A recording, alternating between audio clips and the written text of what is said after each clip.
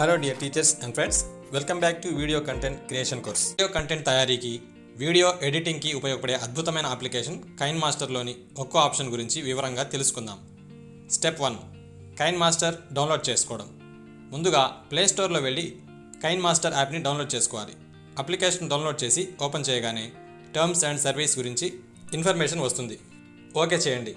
మన ఫోన్లో ఫోటోలు, మీడియా ఫైల్స్ యాక్సెస్ చేయడానికి పర్మిషన్ అడుగుతుంది. అలో టచ్ చేయాలి. ఇప్పుడు ఇలా కనబడుతుంది. ఎడమ పక్కకు స్వైప్ చేసుకుంటూ వెళ్తే స్టార్ట్ కనబడుతుంది. దానిపై టచ్ చేయాలి. కైన్మాస్టర్ ప్రీమియం యాప్ పర్చేస్ చేయమని వస్తుంది. క్లోజ్ చేసేయండి. ఇప్పుడు మనం మెయిన్ స్క్రీన్లోకి వచ్చేసాం.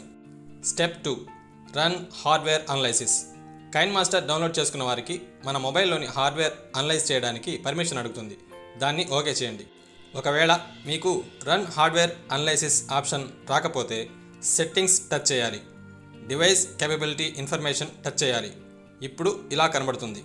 మన మొబైల్లో ఏ క్వాలిటీ వరకు వీడియోలు తయారు చేయవచ్చు మరియు ఏ క్వాలిటీలో ఎన్ని లేయర్ల వీడియోలు తయారు చేయవచ్చు కనబడుతుంది. కుడివైపు పైన ఉన్న 3 డాట్స్ని టచ్ చేస్తే రన్ అనలైజ్ నౌ అని కనబడుతుంది.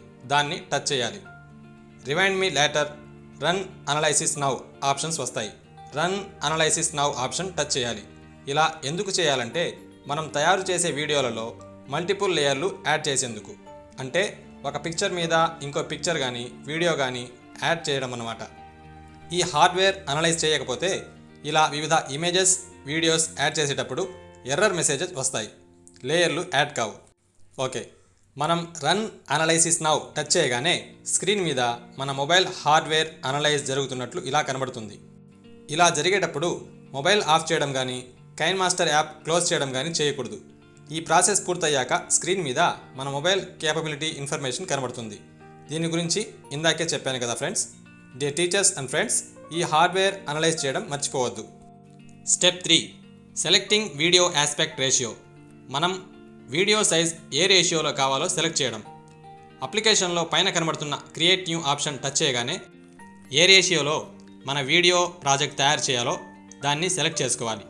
యూట్యూబ్ వీడియోలకైతే 16:9, టిక్టాక్ లాంటి వీడియోలకైతే 9:16.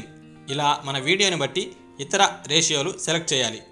ఇలా మనకు కావాల్సిన వీడియో రేషియో సెలెక్ట్ చేసి నెక్స్ట్ టచ్ చేయాలి. Step 4, adding media. మనం తయారు చేస్తున్న వీడియోలో ఇమేజెస్, వీడియోస్ యాడ్ చేయడం. మనం 16:9 రేషియో సెలెక్ట్ చేసి నెక్స్ట్ టచ్ చేయగానే మన మొబైల్లోని మీడియా గ్యాలరీ ఫోల్డర్లు కనబడతాయి. మనకు కావాల్సిన వీడియోలు, ఫోటోలు ఇక్కడ నుండి యాడ్ చేయాలి. డియర్ టీచర్స్ అండ్ ఫ్రెండ్స్, మన వీడియోలు, ఫోటోలు డైరెక్ట్గా యాడ్ చేయకుండా ముందుగా మన వీడియోకు బ్యాక్గ్రౌండ్ యాడ్ చేయాలి. ఇలా చేస్తేనే మన వీడియోలో ఎక్కువ ఎఫెక్ట్స్ యాడ్ చేయగలం. మొదటగా కనబడుతున్న బ్యాక్గ్రౌండ్ ఫోల్డర్లో వివిధ రకాల బ్యాక్గ్రౌండ్స్ ఉంటాయి. వీటిలో ఏదో ఒక దానిని మన వీడియోకు అవసరమైన బ్యాక్గ్రౌండ్గా సెలెక్ట్ చేసి టచ్ చేయగానే అది క్రింది టైం లైన్లో యాడ్ అయి కనబడుతుంది. పైన ఇంటూ మార్క్ టచ్ చేసి ఓకే చేస్తే మన ముందు మన వీడియో బ్యాక్గ్రౌండ్ కనబడుతుంది. క్రింద ఉన్న టైం లైన్లో మనం మన వీడియోలో యాడ్ చేసే చిత్రాలు, వీడియోలు, ఫాంట్స్, ఎఫెక్ట్స్ అన్నీ కనబడతాయి. ఈ టైం లైన్లో మన మొత్తం వీడియో ఎన్ని నిమిషాలు ఉంటుందో చూసుకోవచ్చు. తర్వాత స్క్రీన్ మీద మనకు వృత్తాకారంలో వివిధ ఆప్షన్లు కనబడుతుంటాయి.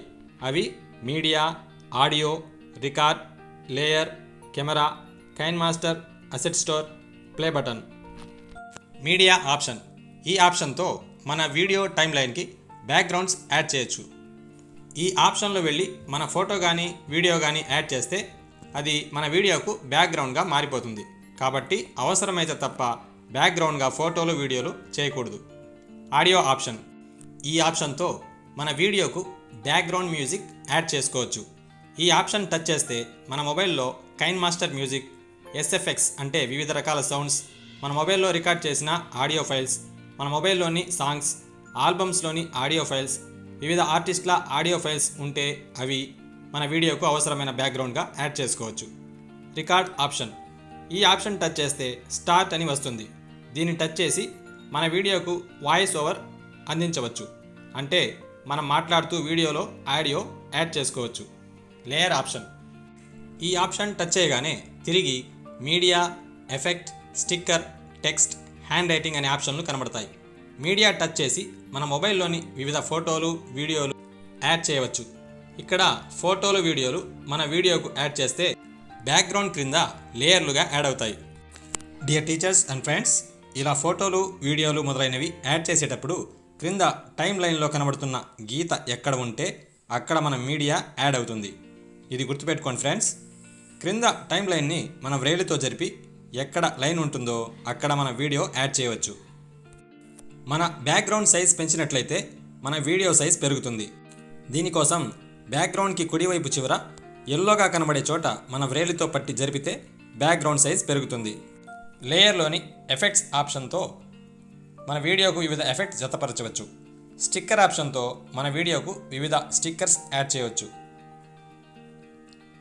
టెక్స్ట్ ఆప్షన్తో మన వీడియోలో అవసరమైన టెక్స్ట్ టైప్ చేసి యాడ్ చేయవచ్చు. ఇక హ్యాండ్ రైటింగ్ ఆప్షన్తో వివిధ ఆకారాలు, రైటింగ్ ఆప్షన్లు వీడియోకు జతపరచవచ్చు. ఇక్కడే మన బ్రష్ లేదా పెన్ సైజ్ సెలెక్ట్ చేసుకోవచ్చు. ఇక్కడే ఎరాజర్ ఆప్షన్లు కూడా ఉంటాయి.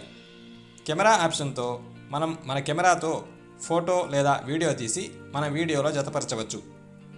ఇక కైన్మాస్టర్ అసెట్ స్టోర్ ద్వారా మనకు కావాల్సిన ఎఫెక్ట్స్, స్టిక్కర్స్, మ్యూజిక్ మొదలైనవి డౌన్లోడ్ చేసుకుని వాడుకోవచ్చు. Dear teachers and friends, paid ఆప్షన్తో ఇవి మనం పొందగలం. ప్లే బటన్ ద్వారా మనం క్రియేట్ చేసిన వీడియో ప్లే చేసి చూడగలం.